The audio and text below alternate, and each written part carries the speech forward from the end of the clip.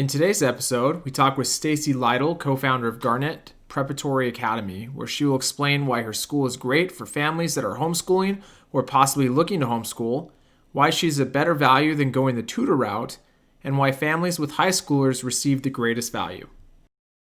Hello everyone, I'm here with Stacy Lytle, the co-founder and executive director of Garnet Preparatory Academy.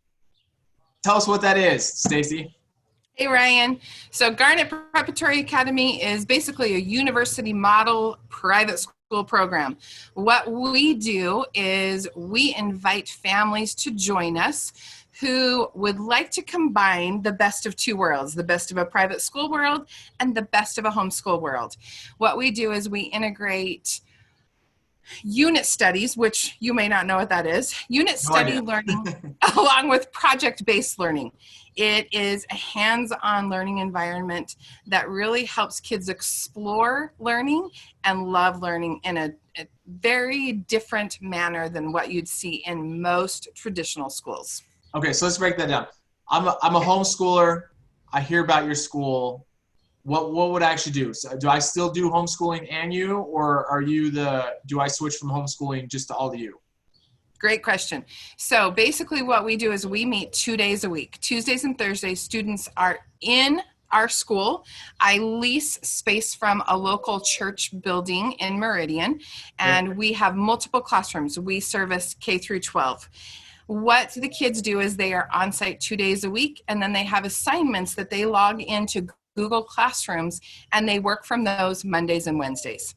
So essentially, most of the work that they're going to be doing is going to be assigned to them, but mom and dad are still there doing all of that education at home.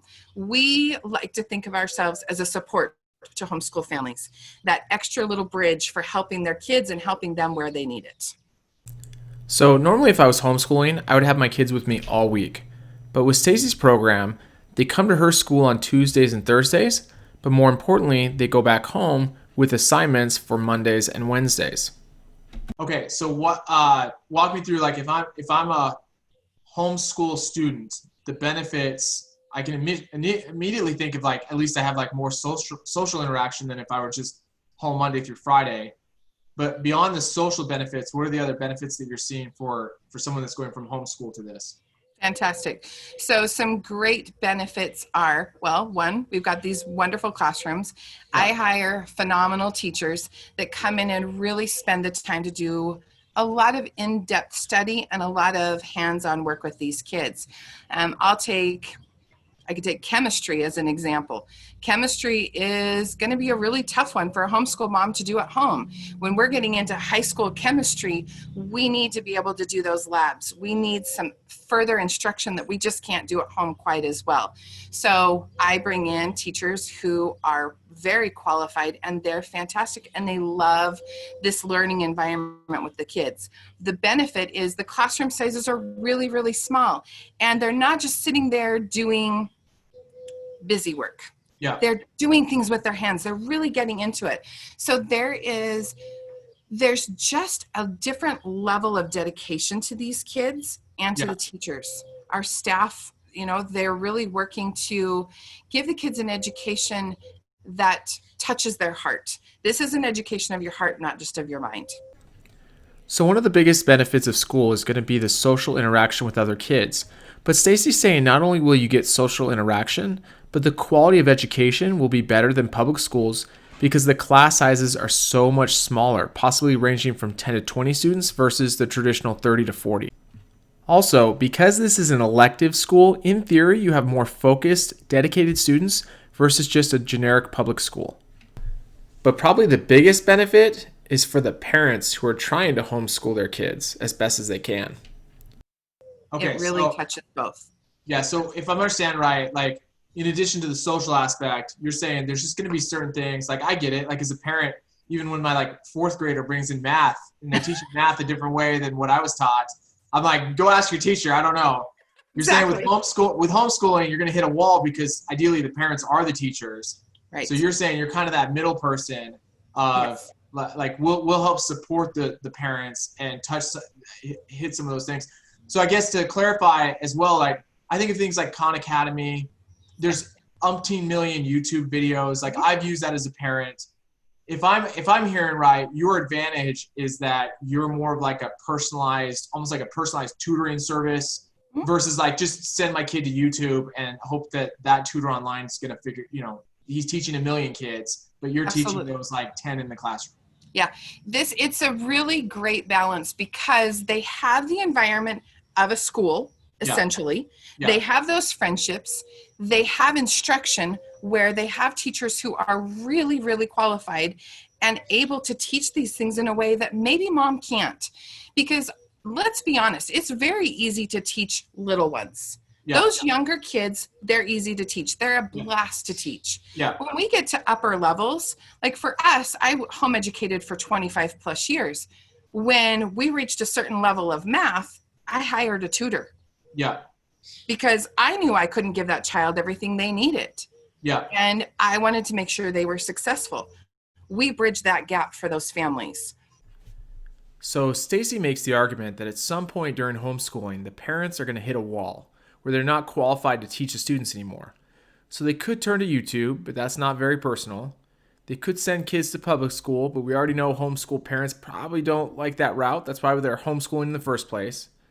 They could go to private school, but that's probably way too expensive. But what about tutors? And it's pricing just wise, like how do you compare to a tutor? Like, are you like if I was like looking for a bargain, am I going the tutor route or am I going your route? Looking for a bargain? Yeah, like if I just didn't have like a big butt, like I think a private. Okay, let me rephrase that. No, you're good. I think a private school is like thousands and thousands of dollars, right? Like a lot of money to send my kid Monday through Friday to a private school. I don't know pricing wise, like where you land compared to a private school versus a tutor. Like is tutor low end, you're kind of in the middle, and then private school, or where does the pricing range go? Honestly, we're probably lower than both. And the reason for that is I really wanted to make sure that families who wanted this kind of an experience could afford this kind of an experience. So tuition for us is only $215 a month. Really? Wow. Yes. It's $21.50 for the year. We do that tuition over a 10-month cycle. On top of that, they have a supply fee each semester of $100, and then they purchase their own curriculum. But I get all of their curriculum at reduced prices because I work with the companies that we can get that, all the curriculum companies. Got it. Okay. So pricing, and the pricing is fantastic. I think the difference between using a tutor is usually going to be more specific to one subject. We're covering all the subjects, and we're also covering elective courses. So when kids come to us, they are covering their core classes. They're going to cover social studies, science, math, and English. Yeah. On top of that, they do a book club. And then they have the choice of electives. So at our program, we have electives, everything from theater to karate to Spanish sign language, photography, videography, computer programming. There's so many options. Engineering. We really offer a lot of things across the board, a lot of art classes and music classes. So, the benefits, in my opinion, outweigh so many of the things that are out there. So once again, Stacy mentions that parents obviously are not experts in everything, and so it really limits the amount of electives they can offer in a homeschool setting. So one option again is to go to public school. Another one is to hire tutors.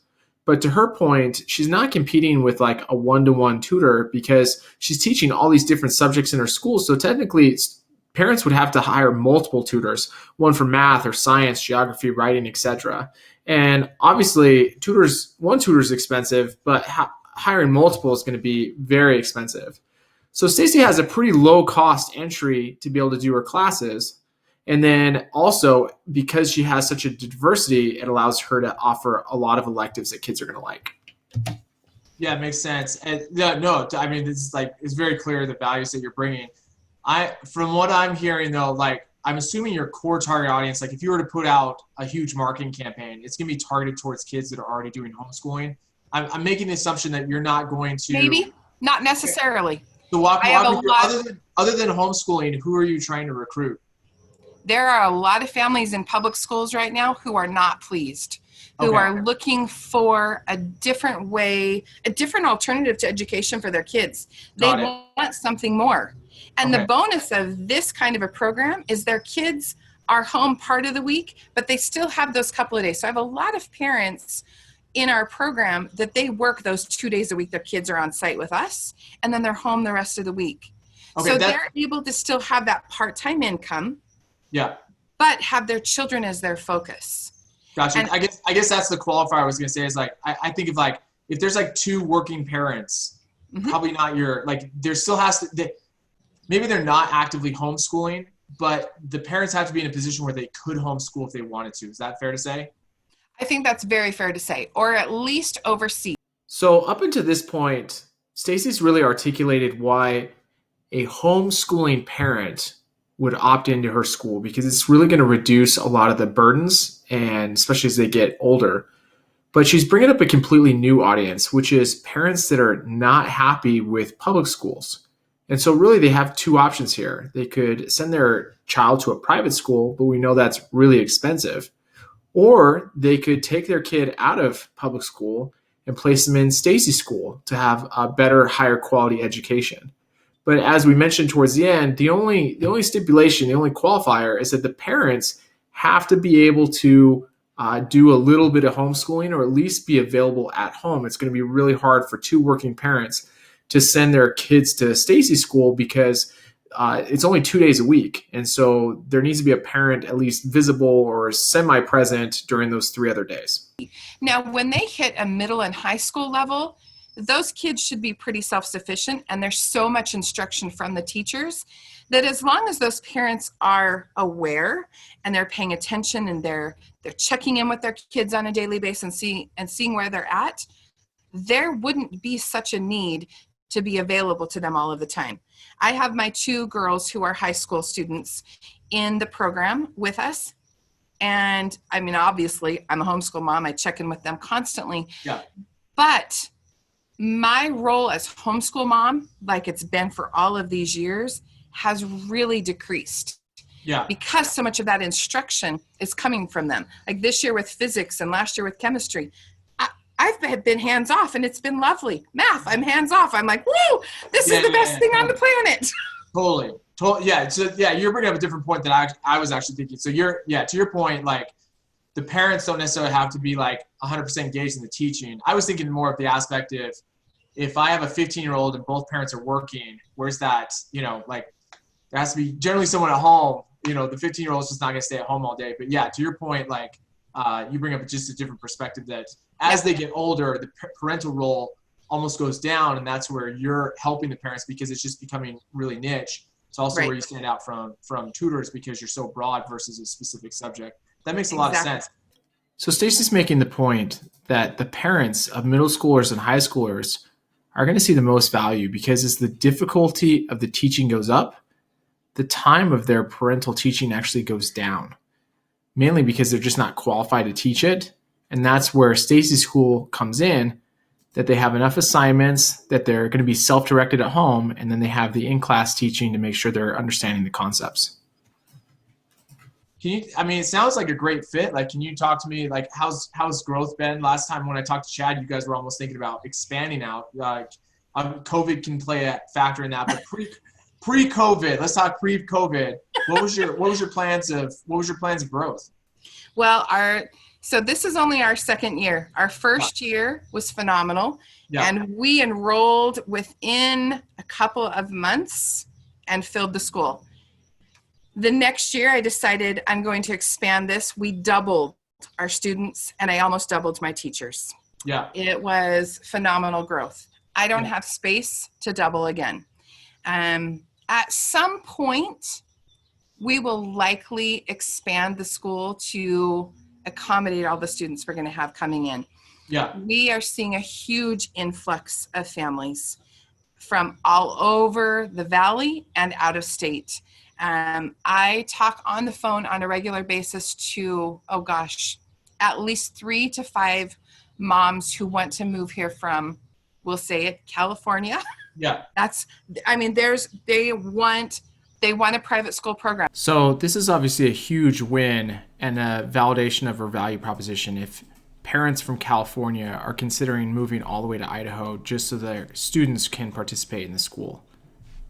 A program, and we're not necessarily, I'm careful with the word school Yeah. because our students don't come there. It's not an accredited program. That's why the costs are so low. Yeah. And that's a totally different conversation for another day. But the parents who are concerned about that, it's not an issue because we teach you how to write a transcript for your students. And they're just going to go and take an ACT to go for college entrance. So it's really not a big deal at all to not have those accreditations behind you. It's okay. Just to clarify that, like, does that mean, like, obviously if I graduate from high school, I get some type of official diploma as I graduated. What is your alternative? Like, are they taking the GED? Like, how do they prove like I'm a well-qualified student? Honestly, they could do the GED, but taking the ACT is going to show that. That is the best thing to look at if they're going to be going into college. That's what they're going to need. All that they will need is their transcripts to show what they've done for their high school years. Yeah. Previous to high school, it doesn't really matter. When we hit high school, that's when we have to worry about it. Honestly, that's what I tell my kids too. I'm like, don't worry about your 5th grade homework. It's the truth. I mean, it's very, very true because we're going to. I'm putting this on YouTube. And now I'm validated. It's true. I love elementary kids, but it's high school that counts. Keep going. It is. It really is. It's when you hit 9th grade. It's your 9 through 12 that really counts. Those are the years that matter. Those are the years that we're going to take credit in and we're going to watch. And, you know, with instruction that's as qualified and as good as what we have there, these kids are doing phenomenal. Now, I will be honest, the kids who don't do well, are the kids whose parents don't check in. Yeah. Don't make sure their kids are on top of it. The kids who have parents who are really involved, which that's the beauty of a program like this, is it's supposed to be the program and the parents together. Yeah. Those two pieces together, kids will be crazy successful because they have so many people believing in them, so many people backing them. Yeah. And so it's a beautiful mix if that all comes together. So in knowing your value proposition, it's good and actually beneficial to know which customers are not a good fit. And so Stacy identifies 2. 1, this is not for parents that don't have time. Her school is actually the opposite. It should bring parents together with their children to be more involved in their education. So if parents don't have any time at all and they're kind of just going to be checked out, then public school or private school is going to be the better option. The other one is she does mention that her school is not accredited. And so while she brings up good points that that's not a necessity in today's world, that the ACT and even the GED can overcome that, there probably is a segment that truly does care about that. And so if she acknowledges that and realizes that she's talking to a parent that has to have accreditation, it's just not a good fit, and that's okay. So just as clarity, I know you only have like 2 years worth of data. You're talking about the importance of like that high school period. Really, the accreditation can matter for certain parents that really care about it. Do you see any type of drop off where like kids pre-high school go through you and then they'll like switch to high school for that accreditation? Or is it almost the reverse? You become more valuable during the high school period? Like, walk me through that. That is a great question. So when we first started this program, there was most of the things that happened within the Treasure Valley, and I would actually dare to say across the nation, once kids hit high school, a lot of the parents feel like they're no longer qualified and they send their kids away. They send their kids to public school or they send them to another program, a private school program, full on thing. We brought Garnet Preparatory Academy into play and our high school and middle school programs exploded. Yeah. Those numbers are way higher than all of my little kids. Got it. Okay. Like people would typically think your K through 5 is going to be where the majority of your students are. Yeah. That is not where the majority of our students are. It makes sense with you. Yeah, that totally makes sense with you because you're taking the burden off the parents of teaching really complicated subjects. Yeah. Because they know at this point, we're ensuring that they're going to be in a classroom size of 20 or less, and you don't get that anywhere else. And when we go to little ones, those classroom sizes are even smaller, or we put an assistant in so that we've got enough hands-on people in there to help with it. Yeah. And it's just a really fantastic mix. It works so well for them. If you've ever heard the term, the proof is in the pudding, Stacy has a lot of pudding. Because on paper, her value proposition seems very clear and articulated, but what matters most is she has the numbers and the metrics to back that up with her real life business. Well, I'm sold, Stacy. I'm sold. I love it. No, it's a great, like the value's super clear. Just congratulations with all the success. I definitely hope COVID doesn't slow that down. But like definitely there's value there. And thanks for sharing that with us. Thank you so much, Ryan. Thanks for listening. While you're waiting for the next episode, feel free to contact us or follow us on social media.